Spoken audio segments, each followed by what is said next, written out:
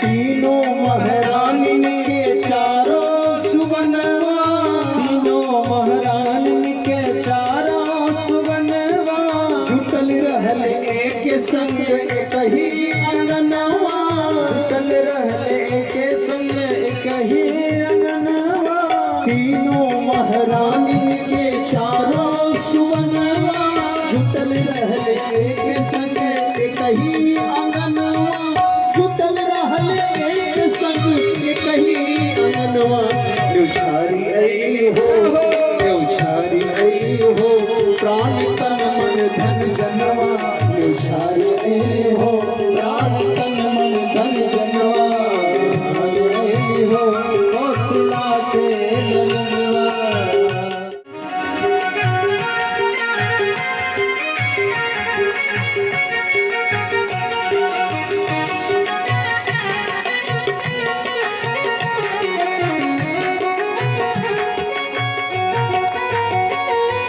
सरल रहल एक जगह चारों के जुटनवा, सरल रहल एक जगह चारों के जुटनवा, लौटे के बेरी कठिन भइल पहचनवा, लौटे के बेरी कठिन भइले पहचनवा।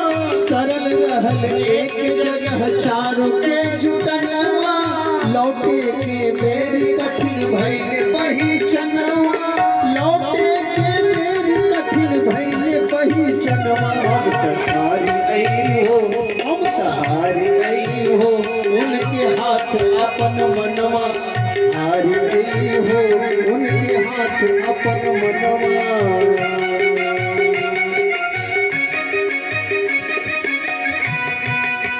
कैकेयी नंदन ये दोनों श्याम वर्ण के हैं और सुमित्रा नंदन दोनों गौर वर्ण के हैं।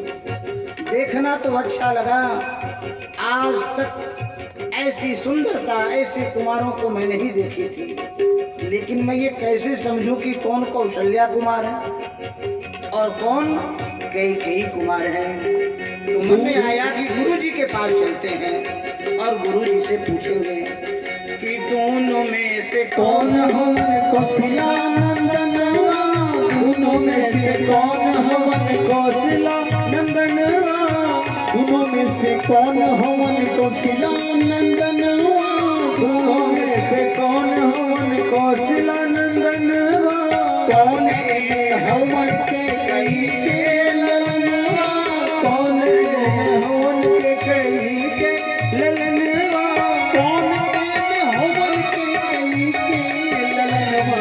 बिचारी अइली हो, बिचारी अइली हो, करी है गुरु जी निधनवा, बिचारी अइली हो, करी है गुरु जी निधनवा।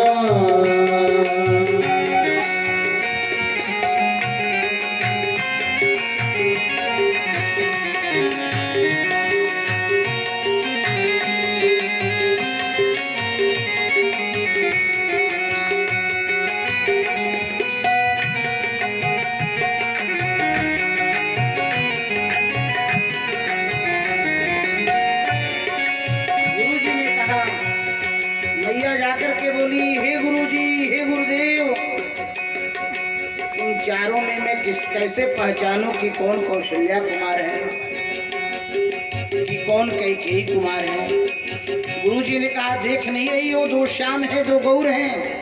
जो गौर है वह सुमित्रा नंदन है।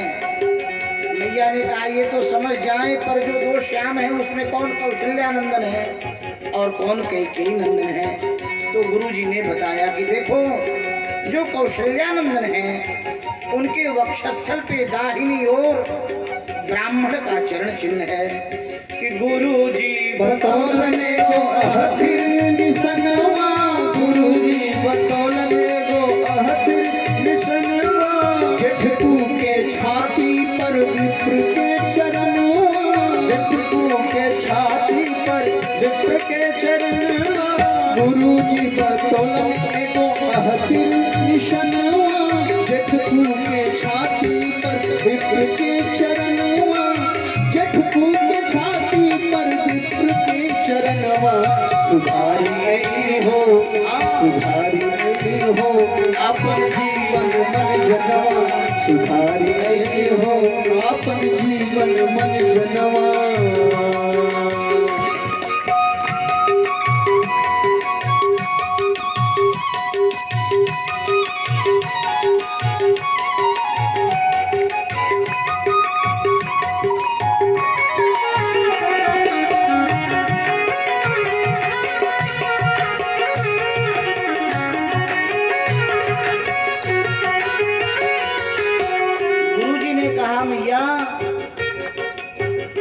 कौशल्यानंदन के वक्षस्थल पर दाहिनी ओर चरण चिन्ह है और यह चिन्ह जिसके वक्षस्थल पर रहता है वह साक्षात भगवान होता है।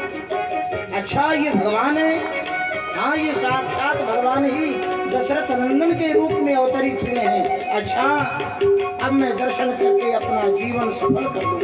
और सुनो, बाईं ओर जैसे हिंदी में 7 लिखते हैं ऐसा श्रीवत्स का चिन्ह बाईं ओर वक्षस्थल पर रहता है। दूसरे ओर छठिए पर भवरी दर्शन, दूसरे ओर छठिए पर भवरी दर्शन, रोआ सुनहरा श्री वत्स के रखनवा, रोआ सुनहरा श्री वत्स के रखनवा, रोआ सुनहरा श्री वत्स के रखनवा। निकारी ऐली हो, निकारी ऐली हो अपन ही के अरमनवा, निकार ऐली हो अपन ही के अरमनवा। बोले हाँ फिर आएंगे तो आगे क्या होगा? बोले बहुत दिना अवधपुरी में राज्य कर, ब्याह के बाद अयोध्या में बहुत दिनों तक रहेंगे और फिर आगे की बात हम फिर कभी बतावेंगे, आगे की बात हम फिर कभी बतावेंगे। अभी इतनी बातें तो बता दी और आगे की जो बात है भैया, जब ये बड़े होंगे तो फिर हम आएंगे।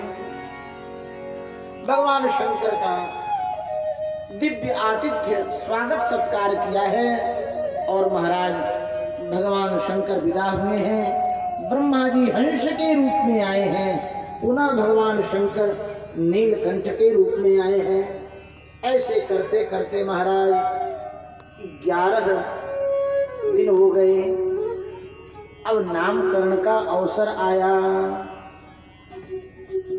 और श्री सुमंत जी से दशरथ जी ने कहा बालकों का नामकरण करना है, इसलिए जाओ गुरु जी को लेकर के आओ।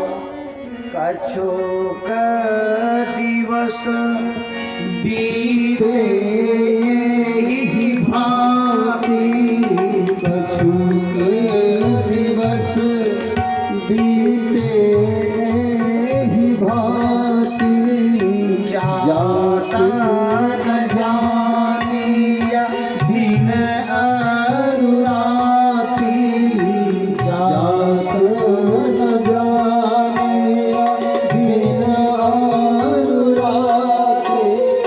नाम करण कर अवसर जानी, नाम करण कर अवसर जानी, खूब बोली चले मोन लागे, खूब